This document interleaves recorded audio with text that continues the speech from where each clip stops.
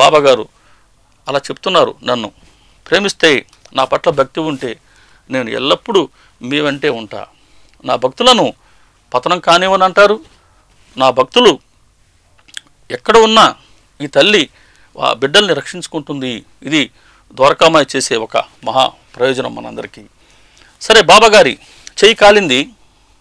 శ్యామ మరి చెయ్యికి వైద్యం చేయించాలి కదా అని నానాసాహెబ్ చంద్రకర్కి జాబ్ రాశారు. చంద్రకర్ గారు, ఇలా బాబాగారి చెయ్యి కాలిందండి, మీరు ఒక మంచి వైద్యుడిని తీసుకురండి.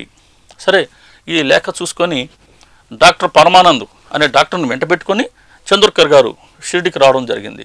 వచ్చి బాబాకి పాద నమస్కారం చేసుకొని బాబాను అడుగుతారు, బాబా ఒకసారి మీరు చెయ్యి చూపండి, ఇతడు మంచి డాక్టర్ గారు మీకు వైద్యం చేస్తాడు. అప్పటికేం జరిగింది షిరిడీలో అంటే, మరి చెయ్యి కాలింది కదా, భాగవతి షిండే అని ఒక కుష్టు వ్యాధి ఉండేవాడు షిరిడీలో. రోజు బాబాగారు ధుని ముందు నిద్రలేయంగానే కూర్చోగానే వచ్చే మొట్టమొదటి సందర్శకుడు ఈ భాగవతి షిండే. వచ్చి ఈరోజు బాబాగారికి ఎక్కడైతే చెయ్యి కాలిందో అక్కడ నేతితో మర్దించి ఆకులు వేసి కట్టుకట్టేవాడు. ఈ వైద్యం రోజు ఆయన చేస్తూ ఉన్నాడు. అందుకని చంద్రకర కట్టు విప్పి చూపించమంటాడు బాబాని. పరమానంద్ డాక్టర్ గారు కూడా, బాబా మీరు చెయ్యి చూపించండి అని అడుగుతారు. బాబాగారు ఇవాళ రేపు అని అంటూ సర్దిపుచ్చారే తప్పించి వారికి తన చేతిని ఇవ్వలేదు. పైపించు అల్లా నా వైద్యుడు అనేవారు. అలా వారికి ఏ బాధ కనపడలేదు అని రాస్తుంది సచ్చరిత్ర. చేయి కాలింది కదా, వారు ఎటువంటి బాధ కనపడలేదు. మరి 38వ అధ్యాయంలో చెప్తారు, వారు కొత్త ఉడుకుతున్నటువంటి అన్నంలో వారు చేయిబెట్టి దాన్ని త్రిప్పేవాళ్ళు. మరి అప్పుడు చేయి కాలలేదు, ఇప్పుడు మాత్రం చేయి కాలింది. ఇక్కడ కూడా చేయి కాలటం కాదు, మనం ముందనుకున్నట్టుగా ఆ పాప అనుభవించవలసిన కర్మని బాబాగారు తాము స్వయంగా స్వీకరించడం జరిగింది. ఇలా సద్గురువులు పరోపకారం కోసమే వైద్యులు. తమ వరకు వచ్చేసరికి వారికి ఏ బాధ ఉండదు, దానికి వైద్యం చేయించుకునేవారు కాదు. పైపెచ్చు అల్లా నా వైద్యుడు అని చెప్తారు బాబాగారు. ఇక్కడ రామకృష్ణ పరమహంస గారు వారికి ఆ అవతారం చాలించే చివరి రోజుల్లో గొంతు క్యాన్సర్ వస్తుంది. వారికి ఎంతో ఇష్టమైన పాయసాన్ని కూడా ఒక్క స్పూన్ కూడా తినలేని పరిస్థితి. ఒకరోజు భక్తులందరూ దాన్ని సహించలేక అడుగుతారు, మహాశయ మీరు అమ్మనైనా ప్రార్థించండి, మీ ప్రార్థన విని అమ్మ కొద్దిపాటి శక్తిని మీకు ఇస్తే కొంత ఆహారాన్నైనా మీరు తీసుకోవచ్చు. అటు వాళ్ళ భయం ఏంటంటే, గురువుగారు ఇలా ఆహారం తీసుకోకుండా ఉంటే ఇంకెక్కువ రోజులు ఉండరేమో అని వారి భయం. వీరందరూ చెప్పినా కూడా రామకృష్ణులు అంగీకరించలేదు. చివరికి వివేకానందులు వంటి వారు కూడా ప్రార్థించారట, మహాశయ మా అందరి కోసంగా ఒక్కసారి అమ్మను ప్రార్థించండి అని. వీరిని అసంతృప్తితో ఉంచలేక వారు ఒక్కమారు అమ్మకి ప్రార్థన చేస్తాను అని చెప్పి అమ్మకి ప్రార్థన చేస్తూ కూర్చున్నారంట. కాసేపటికి కళ్ళు తెరిచారు. వీళ్ళందరూ ఆతృతతో ఉన్నారు, అమ్మ శక్తినిస్తుందేమో, గురువుగారు కాస్త ఆహారం తీసుకుంటారేమో అని. వారు కళ్ళు తెరిచారు రామకృష్ణులు. అప్పుడు చెప్తారు, అమ్మని అడిగాను, అమ్మ నాకు కొద్దిగా శక్తినిమ్మా, ఒక 2 స్పూన్లైనా ఆహారం స్వీకరిస్తాను అని. అమ్మ ఏం చెప్పిందో తెలుసా, ఈ గొంతుతోనే స్వీకరించాలి ఆహారం, నువ్వు వీరందరి గొంతుతో స్వీకరిస్తున్నది నువ్వు కాదా అని అడిగింది అని చెప్పారు ఆయన.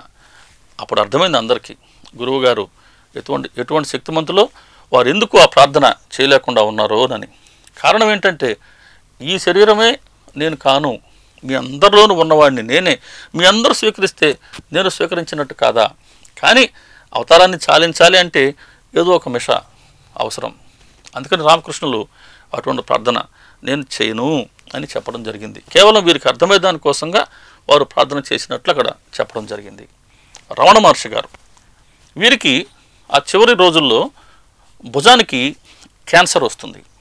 అది బాగా ఎర్రగా నిగనిగలాడుతూ చాలా ఇబ్బందికరంగా ఉండింది. వారు మాత్రం ఎప్పుడు చిరునవ్వుతోనే ఉండేవారు, ఎప్పుడు కూడా బాధ కానీ నొప్పి అని కానీ ఎప్పుడు వారు చెప్పిందే లేదు.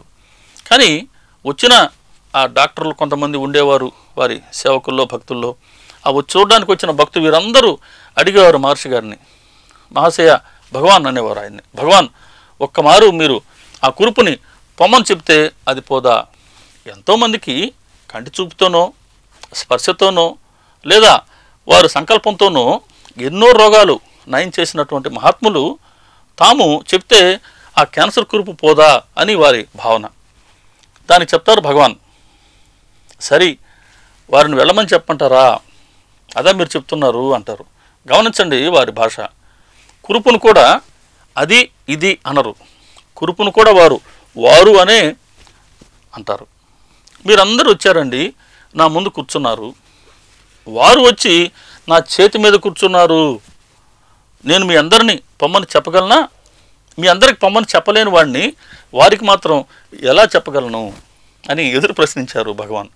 అలా ఉంటుంది సద్గురువుల స్థితి. వారికై వారు ఎప్పుడు ఇంత వైరాగ్యంతోనే ఉంటారు. జీసస్ క్రీస్తు ఒక్క మాటతో కళ్ళు లేని వారికి చూపుని ప్రసాదించిన వారు, కుంటి వాళ్ళని నడిపించిన వారు, ఒక 5 రొట్టెలు 2 చేపలతో దాదాపు 5,000 మందికి రొట్టెలు చేపలు ఆహారంగా ఇచ్చినటువంటి మహానుభావులు, వారికి ఆ శిలువ కోసం చివరికి వారిని తీసుకెళ్తున్నప్పుడు వారి నుంచి తప్పించుకోలేరా? వారి సంకల్పంతో వారి నుంచి వారు వెళ్ళిపోలేరా? కానీ వెళ్ళిపోకూడదు. కారణం అవతార కార్యం మానవాళికి ప్రేమను పంచడానికి. మరి అంత చిత్రహింసని దేనికి భరించారు అని అంటే, వారిని ఆశ్రయించిన కోటాను కోట్ల మంది పాపాన్ని వారు తమ శరీరంతో అనుభవించారు. వారందరి పాపకర్మని వారు శరీరంతో అలా అనుభవించారు. అక్కడ వారు భగవంతుణ్ణి ప్రేమతో వీళ్ళెవరిని తప్పు పట్టవద్దు, వాళ్ళని క్షమించండి అనే ప్రార్థన చేశారు. మొన్న కూడా మనం అది చెప్పుకున్నాం. అలా మహానుభావులు, మహాత్ములు, సద్గురువులు అందరూ కూడా తమ శరీరంకి వచ్చేసరికి, తమ విషయానికి వచ్చేసరికి అత్యంత వైరాగ్యంగా ఉంటారు. కానీ వాళ్ళ మనసు మాత్రం మైనం కన్నా మెత్తగా ఉంటుంది, నవనీతం లాంటి హృదయం కలవారు అని చెప్తుంది ఏ మహానుభావుడి చరిత్రను మనం చూసినా కూడా. అలా సద్గురువులు ఎంతో ప్రేమతో మన కర్మని అలా తగ్గిస్తారు, మన కర్మని వారే స్వీకరిస్తారు కూడా. చెప్తారు రామకృష్ణ పరమహంస గారి సతీమణి శారదామాత, గురువు రక్షణలో ఉంటే ఎలా ఉంటుంది అని అంటే, కర్మను అనుసరించి ఒకరోజు పెద్దపాటి ప్రమాదం జరిగి పెద్ద గాయమై కాలో చెయ్యో విరిగే పరిస్థితి ఉండి తీవ్రమైన రక్తస్రావం జరగవలసి ఉంటే, అదే గురువు రక్షణలో ఉంటే చిన్నపాటి గాయమవుతుంది, ఒక గోరు గీసుకున్నట్టుగానో లేదా చేతి గాజు పగిలి ఒక చిన్న స్క్రాచ్ పడ్డట్టుగానో ఉంటుంది. చిన్నపాటి రక్తం స్రవిస్తుంది కనబడకుండా, అంతేగాని అంత పెద్ద గాయమైతే కాదు. కాబట్టి గురువు రక్షణలో ఉంటే గురువు ఏం చేస్తారు అని అంటే, మనం అనుభవించాల్సిన కర్మని అనుభవించేటట్టు చేస్తారు. కానీ ఆ కర్మ తీవ్రతను భరించలేనంతగా కాకుండా మనం ఏ మేరకైతే భరించగలమో ఆ సామాన్య స్థితికి దాని తీవ్రతను తగ్గించి మన చేత అనుభవించేటట్టు చేస్తారు. ఆ శక్తి కూడా మనకు లేకపోతే కర్మను వారు స్వీకరిస్తారు. ఇది వారి పట్ల మనకు ఎంత విశ్వాసం ఉంటే వారి వైపు నుంచి వచ్చే ఫలితం కూడా దానికి అనుగుణంగానే ఉంటుంది. దీనికి మరొక ఉదాహరణ ఈ అధ్యాయమే తెలుపుతుంది. కాపడ్డే గారి భార్య లక్ష్మి కాపడ్డే తన కుమారుడితో వచ్చి షిరిడీలో ఉన్నారు. ఆమె చాలా ఆనందంగా బాబాగారు సేవ చేసుకునే భక్తురాలు ఆ తల్లి. అప్పట్లో షిరిడీలో ప్లేగు వ్యాధి బాగా వచ్చింది. ఈ పిల్లవాడికి కూడా ఆ ప్లేగు వ్యాధి అటాక్ అయింది. తీవ్రమైన జ్వరం వచ్చింది, ఒళ్ళు కాలిపోతూ ఉంది, ఒంటి మీద ప్లేగు బొబ్బలు కనబడ్డాయట.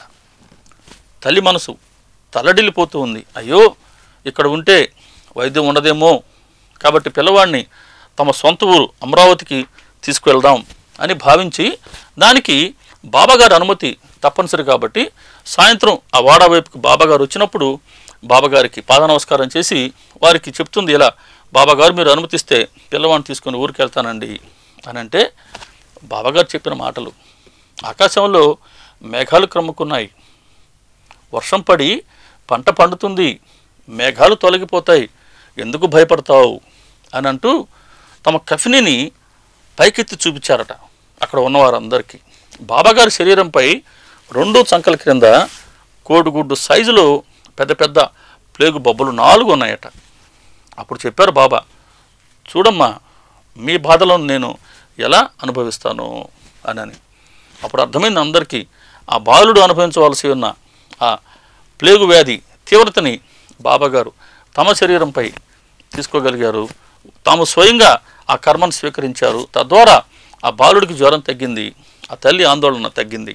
కానీ ఇక్కడ మనం గమనించవలసింది, బాబాగారు చెప్పిన సమాధానం ఏమిటి?